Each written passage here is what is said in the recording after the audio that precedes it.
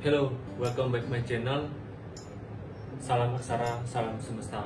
Di sini saya akan berbagi bagaimana pengalaman saya belanja online di e-commerce di Cina, yaitu dengan aplikasi AliExpress. AliExpress ini juga satu grup dengan Alibaba. Markas besarnya itu ada di Tiongkok, Cina. Di sana saya melakukan import dari Cina ke Indonesia. Sebelum itu ada beberapa tahapan yang kita lalui untuk berbelanja di e-commerce AliExpress. Satu, kita buat akun terlebih dahulu, daftar di sana, terus login, dan tentunya produk yang kita inginkan. Setelah itu kita harus punya akun debit atau kartu kredit yang akan menjadi alat untuk kita melakukan transaksi di AliExpress. Nah, saya langsung saja untuk berbagi pengalaman saya berbelanja di e-commerce AliExpress. Pada tanggal 27 November, saya melakukan transaksi di AliExpress, membeli sebuah produk dengan harga lumayan murah. Ini aksesoris gaya hidup lah. Saya beli kacamata dengan harga 55 lah, 55 kurang lebih harga per purchase-nya. Dan saya beli 5 produk dan datangnya lumayan lama, sekitar 1 bulanan kurang 4 hari. Saya terima barangnya melalui jasa kirim pos. Sebelum melalui beberapa tahapan yang begitu panjang, saya ceritakan secara detail bagaimana saya melakukan transaksi di AliExpress. Seperti biasa, di AliExpress itu juga sudah memudahkan pembeli untuk melakukan transaksi. Adapun juga harganya dalam bentuk rupiah. Kita sangat mudah melakukan penebakan harga. Bisa kita scroll dari atas ke bawah produk yang kita inginkan dan nilai harga barang itu dalam bentuk rupiah. Sedangkan ketika kita melakukan check out atau membeli produknya itu dalam bentuk dolar. Di keseluruhan harga barang dan ongkos kirimnya dengan harga 18,94 dolar, itu sekisaran harga 277,09 jika di convert dalam bentuk rupiah. Nah, ada yang begitu menarik dari aplikasi AliExpress ini karena memudahkan kita untuk melakukan transaksi dari Tiongkok, Cina ke Indonesia. Ada juga dari Spanyol dan lain-lainnya.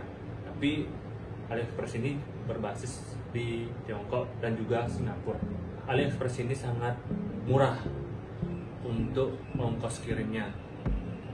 Ongkos kirim yang saya gunakan pada saat check out membeli kacamata itu seharga Rp23.710. Itu ongkir dari Cina menuju Indonesia. Bayangkan, sangat murah kan? Bayangkan dari Cina kita sudah bisa membeli barang di Indonesia dengan harga totalnya dari 300 kurang. Dari Cina dikirim hingga ke alamat kita dengan harga ongkir 23 sekian. Itu sangat murah bagi saya. Sedangkan belum ada embel-embel lain-lainnya. Di sini saya sudah ada paketnya, saya buka dari kemarin tanggal 23 ini sampai diantar oleh kurir pos Indonesia. Adapun embel-embel pengiriman dari Cina ke sini tentu ada pajak yang harus kita bayar mengenai pengiriman dari luar negeri. Nah, pajaknya ini sudah terlampir sangat jelas oleh kantor pos Indonesia. Nanti saya akan berbagi tentang gambaran mengenai bagaimana bea cukai itu. Ini rinciannya sangat jelas pembayarannya. Saya bacakan dari awal kantor pos Indonesia. Saya tinggal di Bali, Jalan Raya Tukutan Renon, Denpasar. Kepada IGD Aditama Jero Adit. Untuk alamat saya di Jalan Seroja, Perumahan Indah-Indah, dan lain. Dan telepon saya. Di lampiran paragraf berikutnya, sahabat pos, kami informasikan bahwa Anda menerima kiriman nomor resinya, bla bla bla bla. Silakan lakukan pelunasan biaya sebesar 56.500 dengan virtual akun bla bla bla. Tanggal kedaluarsa, oh ternyata ada tanggal kedaluarsanya. Ketika kita belum melunasi bea cukai ini, mungkin barang kita akan hangus atau istilahnya dikatakan barang ilegal. Nah, rincian pembayarannya ada 8 rincian pembayaran, yang termasuk 1 biaya masuk impor sebesar 12.000, terus 2 PPN impor 18.000, kemudian ada PPh pasal 22 impor itu harganya 0, BEMTPS 0 juga. Ini mungkin terkait tentang kategori-kategori barang yang bagaimana itu memiliki nilai bea cukai sendiri. Terus di sini nomor 5 ada biaya administrasi pos. Posnya mengenakan biaya kepada kita sebesar 15.000. Terus handle fee 10.000. Biaya penyimpanan tidak ada. Terus PPN 10% dari nilai barang 1.500, jadi totalnya 56.500. Untuk keterangannya ada di sini. Pembayaran bisa dilakukan melalui kantor pos terdekat atau aplikasi PosPay. Untuk lebih jelasnya Anda bisa mengunjungi link pos tentunya. Terus poin kedua, apabila tidak perlu dilunasi sesuai dengan tanggal kedaluarsa, maka akan dikenakan biaya simpan sesuai dengan ketentuan yang berlaku. Oh, berarti barang kita tidak hangus, melainkan ada biaya penyimpanan ketika kita tidak melunasi biaya cukai ini. Oh, di rincian pembayaran juga dijelaskan ada biaya penyimpanan nomor 7, yaitu penyimpanan. Oh, di sini kan saya 0 karena tidak melakukan penyimpanan. Untuk kelancaran dan kemudahan dalam administrasi supaya menggunakan nomor handphone dan email yang sebenarnya, hal ini digunakan sebagai notif elektronik. Kalau kita harus memakai nomor handphone dan email kita jika melakukan pengiriman dari luar negeri, agar ada notif, ada pemberitahuan dari pihak pos bahwa paket kita sudah di mana. Kiriman tersebut akan diantar setelah semua biaya dilunasi.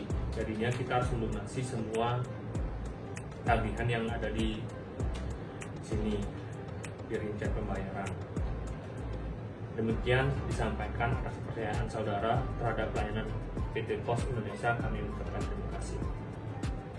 Tapi yang sebenarnya kemarin itu saya terlebih dahulu diantarkan oleh kurir pos, lalu saya membayar bea cukainya langsung kepada kurir.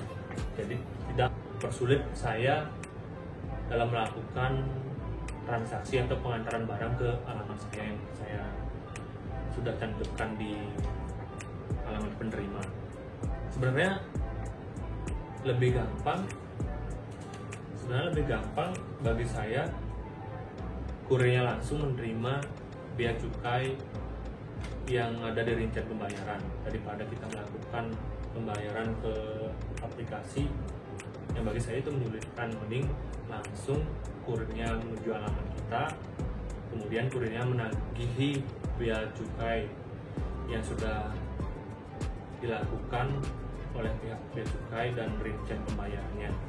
Oke, sekian ini tentang bea cukainya. Tapi itu kendalanya jika kita memakai aplikasi AliExpress yang juga e-commerce. Plusnya dia sekaligus kurir pihak ekspedisi layaknya Indonesia Shopee lah. Shopee juga e-commerce, toko online, tapi dia memiliki kurir sendiri. Nah, AliExpress itu begitu juga, namun dia berbasis di Cina. Dan saya rasa sangat murah untuk ongkos kirimnya, tapi dia cukup lama, sangat lama bagi saya, untuk kurun waktu sebulan, kurang 4 hari. Itu sangat lama, tapi murah. Mending kita pakai FedEx itu yang cepat dengan estimasi waktu 5 hari, atau juga EMS, ada juga DHL. Itu lumayan sih harga kirimnya untuk ke Indonesia, tapi pengirimnya cepat, 7 hari dah paling lama itu. Di sini saya udah paketnya. Ini saya udah melakukan transaksi 5 kali di AliExpress dan memuaskan, nggak pernah ada kendala. Ini coba, ini sebenarnya udah diganti oleh pihak pos terkait dengan stiker resinya. Coba kita buka yang dari AliExpress langsung, mungkin masih bisa. Oh, dari bengkel. Ini yang asli dari AliExpress, ini yang dari pos. Ini yang dari pos. Wow, agak susah sih. Nah, berhubung juga ini bahasa Inggris, ya udah kita nggak usah, langsung saja buat unboxing langsung. Gimana ya alat saya? Nah, ini dia sembunyi. Wow, terlalu besar. Atau tangan aja bisa ya? Seharusnya.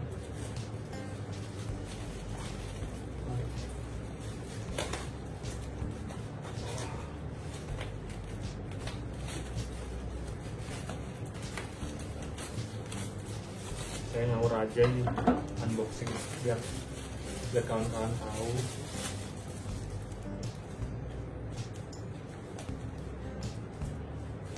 Nah, ini juga tahu aman ya, ini dipakai buat melapis ini.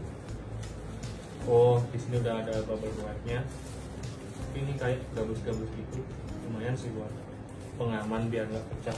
Apalagi ini kan kacamata, sangat rentan buat tekanan ditindih maupun dilempar-lempar sama kurirnya yang nakal. Nah, di sini juga nggak ada lakban regal. Kalau di Indonesia harus isi regal biar diperhatikan, biar istilahnya dikasih sayang lah lebih. Kalau diisi stiker regal, nah ini enggak, dia lempar-lempar. Ini ada 5 kacamata yang saya beli. Nah, itu ini saya singkatkan. Wow,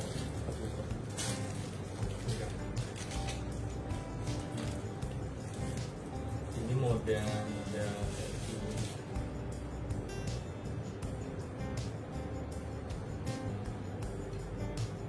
ini yang warna leopard, kayak macan tutul.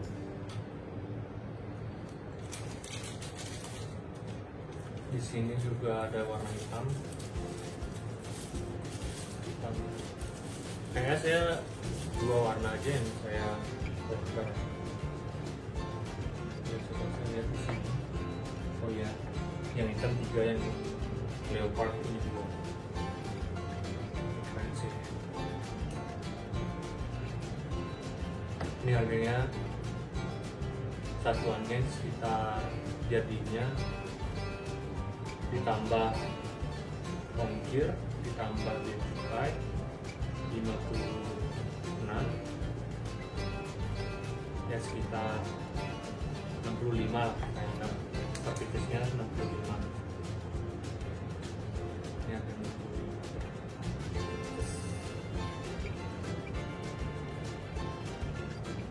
oke.